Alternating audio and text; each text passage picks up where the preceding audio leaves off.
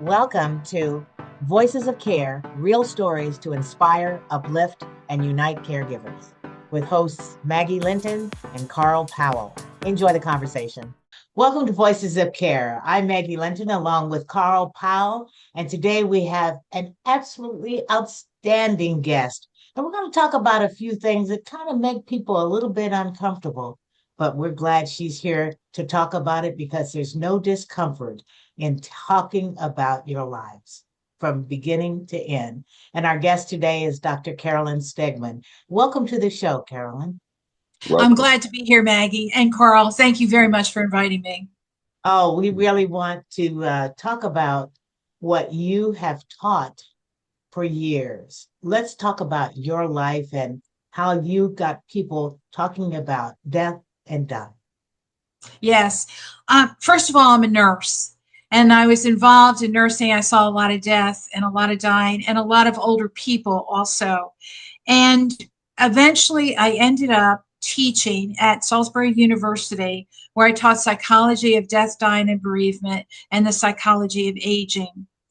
And I truly believed that I just didn't want rote learning. I didn't want people to have to adjust to a multiple choice test like A, B, C, D, or none of the above, or all of the above. And so I found that the way to help students learn the most was to involve them in experiential learning and storytelling. And once I could do that, I made them write. And I also made them get out of the classroom so that I hooked my students up with a senior person who was either living in senior housing or assisted living or whatever. And it wasn't just for one interview, but it was for multiple interviews, 6 and 7 times, where they discussed the senior's life and helped that senior to write their story and got to know them. So that the best evaluation I ever got from a student who said, I'm going to go home and get to know my grandparents better. I know the questions to ask now, and those were the things that I wanted. And a lot of times those relationships lasted well after the semester was over. And so I felt that connection, because I really, Maggie, I feel so much that we live in an age phobic society where we're aging and wrinkles are bad, and we have all these creams and we have all this surgery and everything else because people are afraid of aging. They're also afraid of death because you age and you can either die young or live old. And if you live old, you're going to get wrinkles and you're going to get chronic diseases, and your life is going to be different and it's going to be changed. But it's still an exciting time, and that's what I like. So I think the most important thing is for people to learn to embrace whatever age they are. And that's sometimes the hardest thing for people to do. I totally agree with you. Absolutely. They get scared.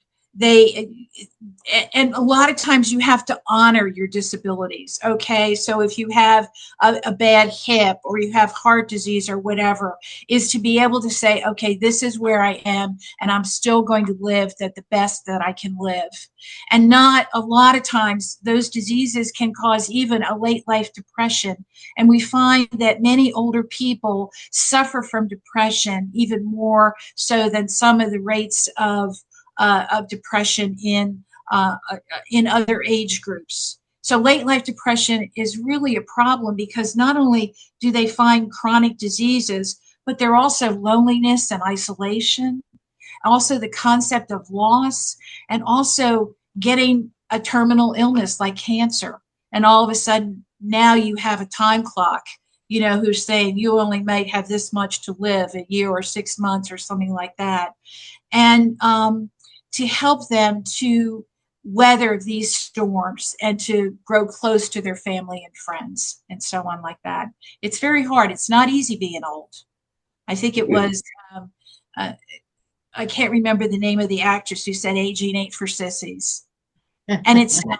But there is a lot of things that we can do. And one of the things is connection. Is you can still have meaning and purpose in your life. I don't care if you're 105, you still can.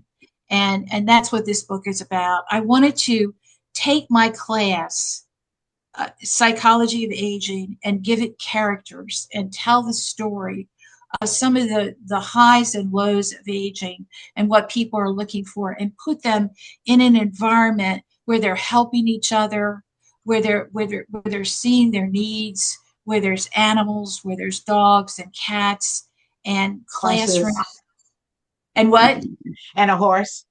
and a horse named Jake,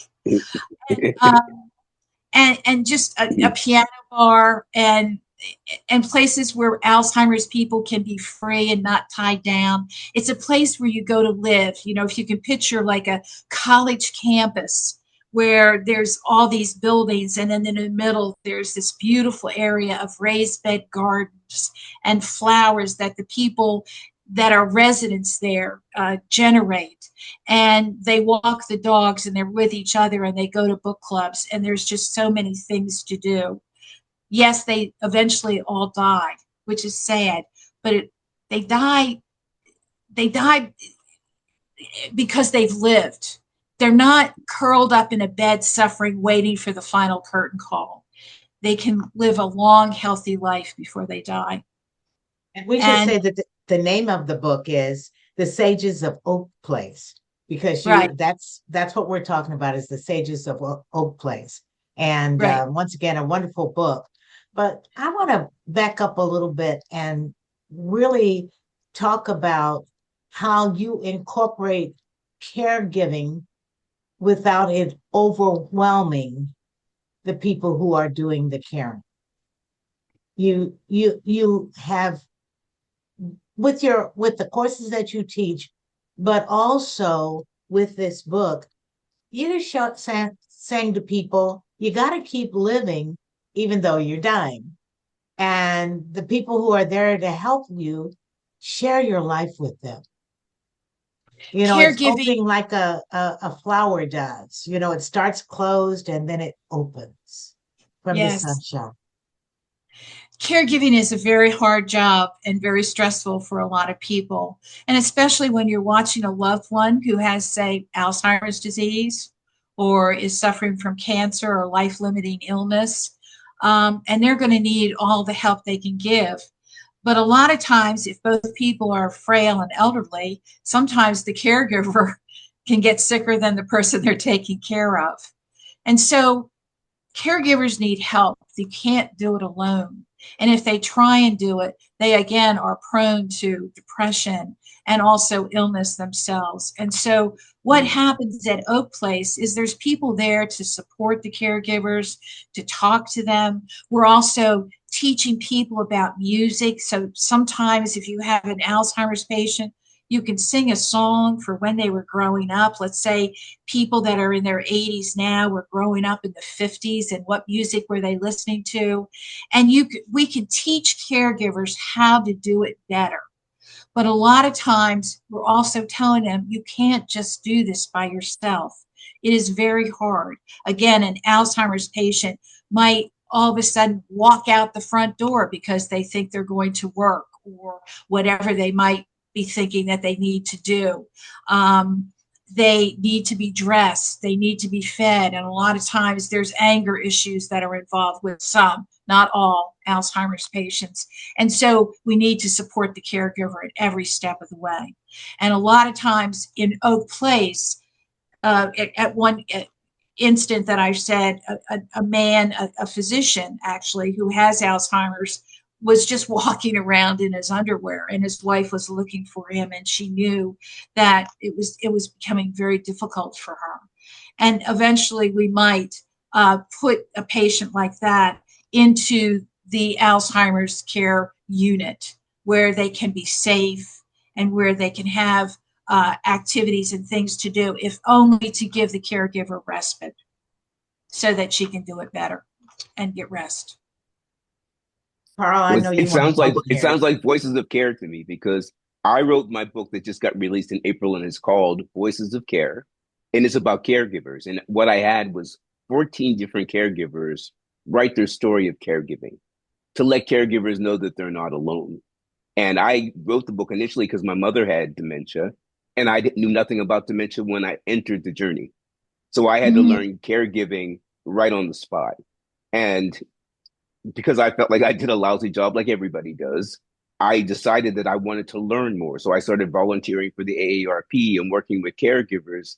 And I've learned so much in this past 5 years of working with caregivers that it's so important, most important, to let them know they're not alone, that it's okay to ask for help. So everything that you said so far sounds like a world that I want to create in my mind also. So I love that. Yeah.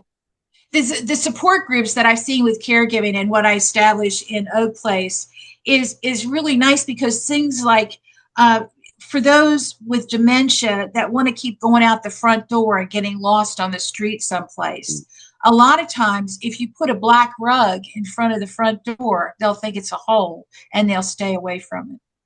And so little ideas might not always work, but for some people it has worked. And in a caregiver support group, they'll give those kind of ideas. So little tidbits of knowledge that people have, because caregiving is 24/7. And so they need all the help they can get. So I appreciate that you've written a book like that, because it's so important. There's so many, as Rosalind Carter once said, there's 4 types of people in the world: those that have been caregivers, those that are caregivers, those that will be caregivers, and those that will need caregiving. So that includes everybody. And so the more we can do it, and of course, Oak Place is premised on a lot of volunteer work. In other words, you come in and you are asked to volunteer in whatever way you want. Take care of a dog, take care of Jake the horse, or helps read to somebody, or visit an Alzheimer's patient and give the caregiver some respite. Yeah. You know, one of the people that, well, you know how I get the feeling, well, you needed a team. That's what, and you gave us a team to follow in Oak Place, the Sages of Oak Place, started by Catherine, then also Shirley and Jeff. They were the dynamic trio that really got things moving and kept it rolling along. And always patience, kindness, caring, and a listening ear was, to me, what motivated them more than anything. Absolutely. I love those characters because of just that thing. And they got so much purpose. The reason they loved their jobs and loved what they were doing was because they just saw all these people emerge, and like Stella's story, it would have gone to the grave with Stella had she not, had Catherine not wanted to listen to it or whatever. And that's so much of what happens to old people. We think that only celebrities are warrant an autobiography, that they somehow should be on the immortality bookshelf. And I'm here to say that the ordinary people like me, who are not famous, have done unbelievable things in their life that, granted, they're not going to sell 1 million copies, but their families need to know some of the things that these wonderful people did. Whether they were, in one instance, one woman was the first to integrate a school system in the 60s when it was all happening in Florida, and the children didn't even know that till the funeral. And those are the things that need to be told. And you can't do that unless you have the compassion for, and the real passion for wanting those stories to be told and to help those people. One of the other, well, actually a couple of things that I really appreciated about it was bringing up about the Vietnam vet, Powell, and how he had gone down into such, you were talking about depression. I see so many guys out on the street, not just guys, but mostly guys, some women who are Vietnam vets, sacrificed their lives for this country, and now are being treated so badly with lack of respect. And that's one of the things. Hal wound up at Oak Place on a volunteer basis, had to be told for a while, go take a shower, please. But they opened their hearts and to them as a place where he was still going to be accepted. Yeah, yeah. He was a wonderful guy, and Shirley was really strict with him. I mean, she wasn't going to put up with any BS from him, but at the same time, their goal was to get him help, to get him on medications and therapy, and to help him to reintegrate. And Jake the horse is actually the one who did it. I mean, Hal had the lead rope, but Jake was the one doing the leading.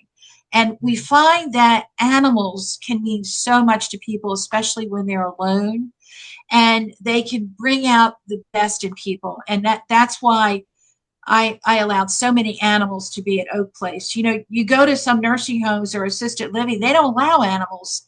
And it's unbelievable. I've seen people almost in catatonic states open there and start talking or start touching the animal just to pet it.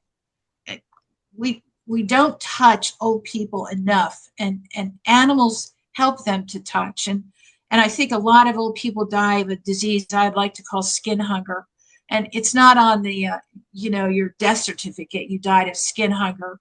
But skin hunger is the lack of being touched and the loneliness and isolation, and it causes the depression. It's just this snowballing effect of you're going to die of something else, but that's what starts it. And a lot of times, people don't like to touch old people because some of them drool and some of them are leaking urine or things like that. And so they become sort of untouchable. And we minimize old people. Like if you see them holding hands, sometimes we'll say, oh, isn't that cute? Like fourth graders holding hands is cute. I mean, old people holding hands and you say, isn't it cute? It's just demeaning. And that's part of the age phobic. We just don't know how to, we don't think of old people as making love or as having any kind of feelings of compassion like that. And so, yeah, those are some of the issues, and animals can help bring that all out too. I just loved having animals. One of the other things that you brought about also was acceptance by telling the connection to South Africa and, lifting all people up, getting rid of apartheid. I see so much of the conflicts restarting here in America that we went through in the 50s and 60s. And your book is so poignant in pointing out the need for everybody to be accepted and to fight for it. I do. I also believe in DEI. and Oak Place is DEI.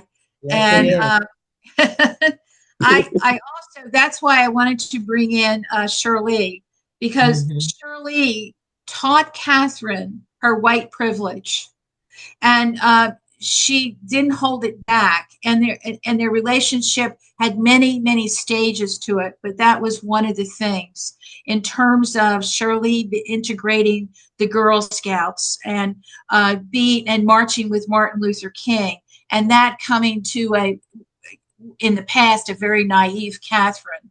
And so, and then Stella, that story so attracted Catherine to her in terms of what this man did, a white man who also learned from the slaves of apartheid. And it really was a slave system. I mean, it was Jim Crow on steroids, is how I describe it.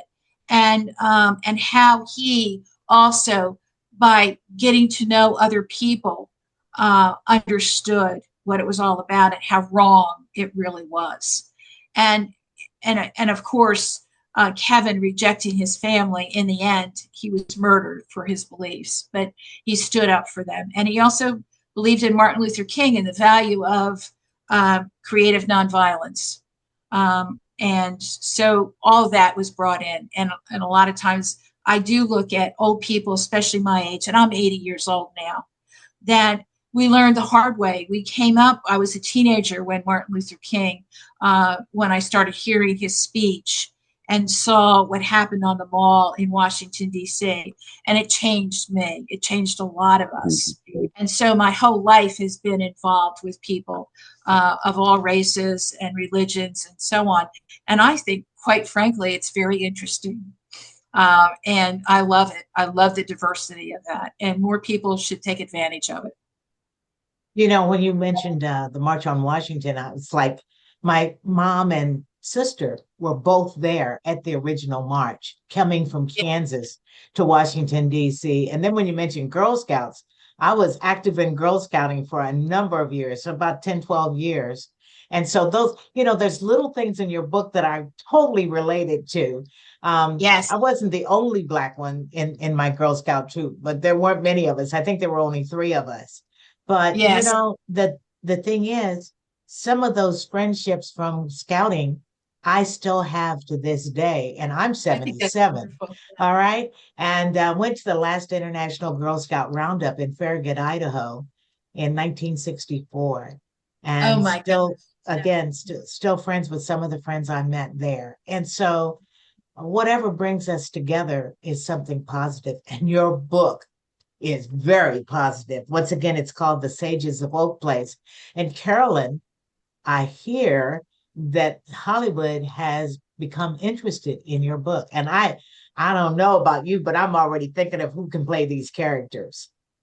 I am too. I'm very excited about it because, again, I I just want people to learn and see all this stuff. I mean, because I guess the teacher's always in me, but for people to actually witness what a place like Oak Place could be like, that it's a possibility that we can build Oak Places across the United States and make aging easier. It's not for everybody, and it's not for everybody from like 50 or 60 on. I mean, some people might not be ready for an Oak Place until they're 80, and then be ready to move in and so on. But I would love to see it on the screen. And you're so right, Maggie. There's a lot of actors, both male and female, who could play those roles so well. I have just loads of names in my head, of course. They're all my age or thereabouts. Some are older. But yes, I would love to see it. I can't wait to see a script being developed, and I can't wait to see it. It's being talked about now through Jenny Gold in Gold Productions to do an 8-part miniseries. And the screenplays are being written as we speak. I see it. I want it. I mean, you give so many little great stories, and all throughout the book, it is about one place, but so many different individuals who keep it running and, eventually sometimes even becoming true to themselves too. I think of the doctor, and sometimes people live their dual lives and finally get the chance to really be who they are is also something very satisfying. And Yes. And like Jeff one time had to deal with the suicide of a resident, which oh, yeah. unfortunately happens. He had cancer. Mhm. The pain was great. He shot himself. Yeah. And Jeff just ruminated about that, what he could have done differently, how he could have treated that person differently. So that human aspect comes out with people who do have a passion for the elderly. We're so used to giving pills to people or doing procedures. And some of the elderly are taking multiple pills every day, some of which are contraindicated toward each other or whatever. But there comes a time when you just can't throw a pill at it or do another procedure. There comes a time when you need to have services like occupational therapy or physical therapy, or Meals on Wheels or Pets on Wheels or ramps or whatever, daycare centers, to stop the isolation. That's what we need mostly in the United States, and we don't have that as much. We can give a pill or do a procedure. That's all covered under Medicare and stuff like that, but not some of these other aspects that really old people need to flourish. And the other thing too I want to end with is by old people telling their stories, by their grandchildren getting to know them and so on, is I really feel the death of an elder is like the burning of a library. And truly, if their children and grandchildren can get to know not just what they did on dates and what was their first car, but what were their biggest regrets, and what did they long for? What do they feel they accomplished the most? What are they most proud of? Those type of things really open the generational role. And there's a lot of, like, I know with my own grandchildren, I want, and they're both girls that I want them to understand women's rights and what they were all about. Even as my grandmother never drove a car, my mother never really got to go to college like she wanted to, but she wanted me to go. And so you see all these nuances of information from different generations. It definitely needs to be passed on. Yeah, that's what you bringing in Melissa into the story really helps Yeah. spur those young people to get going. And I know with my dad, they eventually my mom and dad moved out here to Maryland, and when I would go and talk to him, I would, take a tape recorder. Back then, now you can do it on your Great idea. phone, but Yeah. I would take a tape recorder and talk to him. And I heard stories that I had never heard. I'm going, okay, all right, that's good. And Yes. more people, that's another way for people to really step up and talk and learn about not only another person's lives, but help enrich their own lives by hearing Yeah. those stories. You Yes. never know where you're going until you know where you've been. That's just period. So Amen. Amen to that. I really agree. And it's wonderful to see some of the bravery and courageousness that some of the elders had. I know in my generation, my father was a Marine, and I have friends whose fathers were on D-Day, and they came back, and it was hard to express their feelings. But one of my friends, her father said the water was red, and that's how he invaded D-Day. By the water was red, and that's about all he talked about, because you were supposed to keep a stiff upper lip and be like a John Wayne and everything else, and yet so many of these people came home and saw so much tragedy. Um, her father also helped liberate some of the concentration camps, and that again was just horrific and horrible to watch and to see. Those are the stories that need to be told. People need to know that, and they need to be passed on. Very true. Well, once again, The Sages of Oak Place, absolutely wonderful book, uplifting, funny at times, a little scary at times too. That FBI showing up. I'm not going to tell folks why, but they came after Stella, which then made her decide it's time to open up and tell everything. Yes, exactly. And boy, was she street smart. I was so In impressed more with her. ways than one. I'm still sad that she died. Yeah. And as I write it, I was like, but she really was sort of frail throughout the story and becoming frailer at the end. So, Yeah. And it was just so wonderful that she connected with her family. I just thought that Yeah. was so neat. Yeah. Well, And I when love the first time the FBI showed up was a real cartoon. chapter one. Chapter Yeah. one. Yeah. Yeah. Yeah. Some Yeah. young whippersnappers who think they know it all. Right. But I love Exactly. their conversion too. I thought that was really neat when they finally started getting it and what it was about. And I think that they probably will always remember Stella Oh, yeah. throughout their careers. So Exactly. Wow. yeah. Well, Carl, anything you want to add? I'm sorry I really dominated this one. well, Yeah. this one was yours to dominate. But I just really appreciate the interview. I really appreciated that you took the time to talk to us, and it's so relevant for people to understand the importance of understanding aging, because that's one of the things people don't do. For me, example, I was laughing at one part where you were talking about people not accepting their age. I watch TV and I see older men and I think, this old man, and then he'll come on and he'll say, oh, I'm 59. And I'm thinking, what? I'm 66. How did I just call him an older man? Yeah. But that's part of our psychology, really, is we don't sometimes grow into our own age. And so that's one of the things that doing the things that I do really has helped me be okay with aging, because aging is a very scary place. And when you explore and you start to talk to other seniors and you connect, you find out it's not a scary place. This is where we were destined to come. This is the Yes. reason why we lived as long as we did. And these are the things that we have to share. So the stories, you don't want those stories to die. I always want to tell my mother's story because the way that I speak about her is the way that I keep her alive by telling stories, telling things that she did, telling funny things that she did. Those things keep her alive in my heart and also in the eyes of the world. So I think it's very, very important. And I can't wait to read your book. I'm sorry, I didn't read the book. I was at a disadvantage, but now I've heard so much about it. I'm like, okay, is it on Amazon? It is. Yes. Yeah. Thank you for saying all that.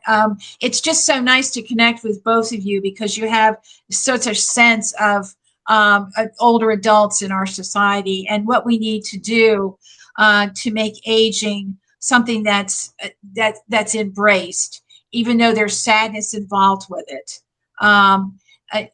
If older people have the connection and they still have meaning and purpose in their life, they can do so well and they can live longer and live better. I mean, right now, I don't care how long I'm going to live. I mean, if a magic wand came out and said you're going to live to be 95, well, that's no big deal to me if I'm in a nursing home and vegetative and don't know anything. I want to know how long I'm going to be healthy. So what is my health span, so to speak? And Oak Place and places like Oak Place increase your health span, increase the time that you're alive and lively.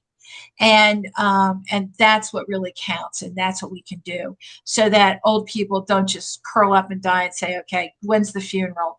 I'm ready. They have a purpose and they have more meaning and that's what it does. I mean, in Oak Place, there's 4,000 people living there. Granted, they're at various levels of health and some are not healthy at all. And some have total Alzheimer's and some are dying of cancer. But those that are still healthy are helping them also along the way or helping their caregivers. So it's a community that is there to help each other to see the worthwhileness in life for however long you're going to live. Yeah. I think that the suggestion of the writing class within the book, which is actually what you did with your classes as you taught, is really just so innovative, but also at the same time allows people to tell their stories. And I was thinking, how about a video camera, letting them sit down at our church? One of the things they did is they took the elders and put them in front of a video and said, tell your story. And just being able to go back and plug it in and see my mom and dad actually talking about their lives. Again, you think you know everything, and then something comes on, you go, I didn't know that. And that's exactly. Also something very positive. Even our parents didn't think it was important, and all of a sudden you hear the story. Well, why didn't you tell me that sooner? And well, I didn't think about it, and as so one story leads to another, and that's what's really nice. And then it gets cathartic, and then grandkids get involved. And I put in one place in the book that grandchildren love the movie The Notebook. Do you remember that? I mean, basically it had flashbacks to when they were in their romance and steamy and sexual and everything else. Well, a lot of grandkids can't envision their grandparents like that, but they were. Yeah. And so it's really nice for them to talk about that. Yeah, you wouldn't have had parents without the grandparents. That's for sure. That's for sure. Yeah. Right, exactly. So if people want to get in touch with you, give your website and more information. Yes, CarolynStegman.com is my website. And also you can get the book on Amazon or Barnes & Noble. And on my website, of course, I'm going to keep telling you the progress of the movie or the 8-part series and what's coming of it. So I'm really excited about that. Well, it's nice to see America finally embracing people aging. As I look at the British comedies and the British dramas and things like that, there's always a bunch of old people in it. It's like, you're not dead yet. Come on, let's be part of this. And it's finally, it used to be America could bury somebody at 35, 40 years old saying, okay, they're done, they're dried up. No, they're not. Let's embrace them from every age all the way through. Yes, Exactly. I totally agree with you. I think it's wonderful. And that's what the book has tried to do, was to embrace that. You succeeded beyond my Oh, wildest dreams. I loved it. Thank you, Maggie, so much. I really appreciate it. And Okay. Carlton, thank you. Thank you. And well, once again, it is Carolyn Stegman, Dr. Carolyn Stegman, and it is The Sages of Oak Place. Go get it, folks. You're going to love every single character in it, including Jake. Thank you so much. Thank Thank you, you. Maggie. Thank you, Carl. Dr. Carolyn Stegman is an author, educator, and advocate for healthy aging. Her latest novel, The Sages of Oak Place, explores a unique senior living community designed to nurture purpose, connection, and fulfillment later in life. Drawing from decades of professional and personal experience, Dr. Stegman continues to inspire conversations about aging with dignity, meaning, and community. Learn more at carolynstegman.com.